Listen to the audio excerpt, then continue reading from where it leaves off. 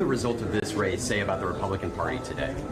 Well, I think that the race is really about, again, what kind of a Republican Party do we want to have? Do we want to have an America First Republican Party, or do we want to have a party that ships American jobs overseas and doesn't secure our borders?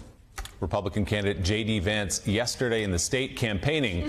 Today is a primary contest many look at as the first key test of former President Trump's grip on the Republican Party ahead of the midterms. The candidate you just heard, J.D. Vance, is leading slightly the Republican primary in Ohio to replace outgoing and retiring Senator Rob Portman.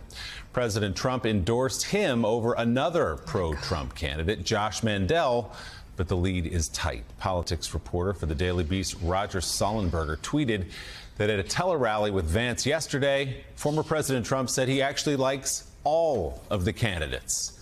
He also called the primary a mess.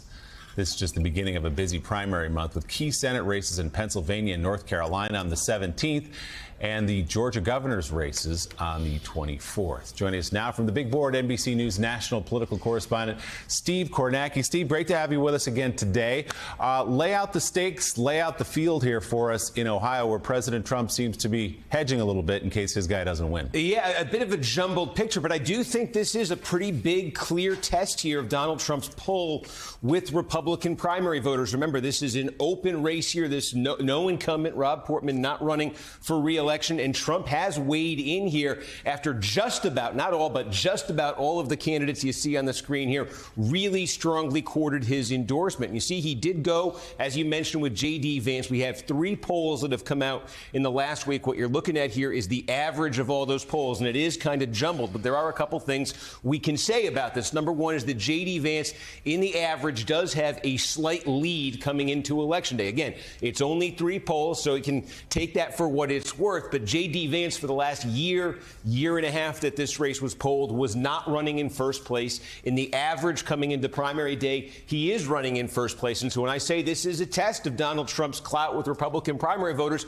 he definitely weighed in on this race. He definitely let his preference be known. He was courted by just about all of these other candidates. If he is able to lift J.D. Vance to a victory tonight, you mentioned those other races that are coming up in the next couple weeks in Pennsylvania. Trump has made his preference known there. Mehmet Oz in the Senate race. In North Carolina, he has a preference. Georgia, we know all about how involved Donald Trump has been in Georgia. I think this is interesting, A, as a test tonight of Trump's clout. Can he take a candidate who was not running in first and get that candidate across the finish line? And B, if Trump is able to do that, the question then becomes, is that going to embolden him a bit heading into these other primaries the rest of this month, the rest of the primary season, to try to push harder for a candidate like a Dr. Oz in Pennsylvania? But again, Vance leading, it's very slight. You heard from Mandel there. He's going hard after the Trump vote, still going after Trump voters. Gibbons went hard after the Trump endorsement. Timken actually was the state Republican chair when Donald Trump was president, became the state Republican chair because of loyalty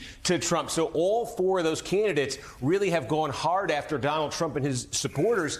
What's interesting is this name right here. This is the wild card tonight. Matt Dolan. Trump may have said last night he kind of likes all the candidates. He's attacked Matt Dolan a couple times in the last few weeks. He's issued statements about Matt Dolan. He said Matt Dolan is the one candidate he does not want to win this primary. Dolan is the one candidate here who has condemned Donald Trump over his actions on and around January 6th. Dolan has said that Trump, quote, perpetuated lies about the 2020 election, and there was a moment in a debate between all these candidates when they were asked, raise your hand if you think Donald Trump should stop talking about the 2020 election. One candidate raised his hand, and it was Matt Dolan. So Dolan has earned the ire of Trump. Vance started to go after him yesterday, and there's some indications in the polling coming into the final days of this campaign of movement in Dolan's direction. It's interesting if Mandel, if Gibbons, if Vance, if they kind of split up the hardcore Trump vote, does it open up a lane for the one candidate that Donald Trump has identified as the candidate he does not want to win this primary? That's a dynamic that's been introduced in the final couple of days of this campaign. That's one we're going to be keeping a close eye on tonight. But again, it is a jumbled picture. And just very quickly, one other race we are going to be keeping an eye on here in Ohio tonight. The governor, the incumbent, Mike DeWine. He's facing 2 challenges in the Republican primary. You see the average of the polling. DeWine looks to be in good shape here. Jim Renacci, former congressman, tried to get Donald Trump involved in this campaign, tried to get a Trump endorsement, did not get it. There's a third candidate, Joe Blystone, who's made a big issue over the COVID restrictions that DeWine put in place during the pandemic. We'll keep an eye on it, but the polling certainly indicating that DeWine is in good shape here in this primary. So, Steve, let me ask you about Governor DeWine. I mean, Governor DeWine was one of the few Republican governors willing to come out throughout the COVID crisis, be responsible. He was responsible, from what I can recall from the beginning. We actually had him on the show several times, and he talked about what he was doing in Ohio. And you would think that given the direction of the Ohio Republican Party, that he would be punished. But it seems that Governor Mike DeWine has remained that Main Street Republican in many aspects that usually gets punished in the age of Trump or even in the post-Trump age. How is he sitting at 46% today? Yeah, well, I think one thing to keep in mind, Joe, here is, yes, this is a large lead that DeWine seems to have in the polling, 46, but add 29 and 17 together, and you get 46.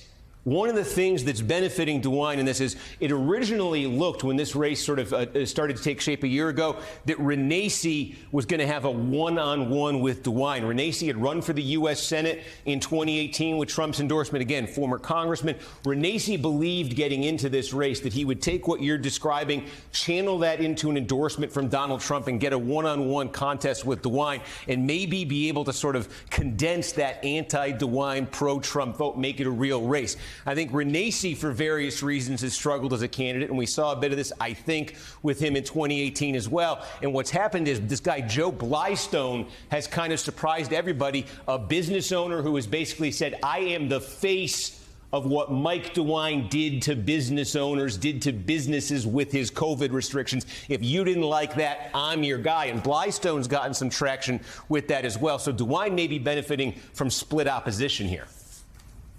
All right, Steve Kornacki, thank you. And Steve will be back at the big board tonight, starting at 6 p.m. Eastern, to break down the Ohio and Indiana primary results. Steve, thank you so much. Thanks.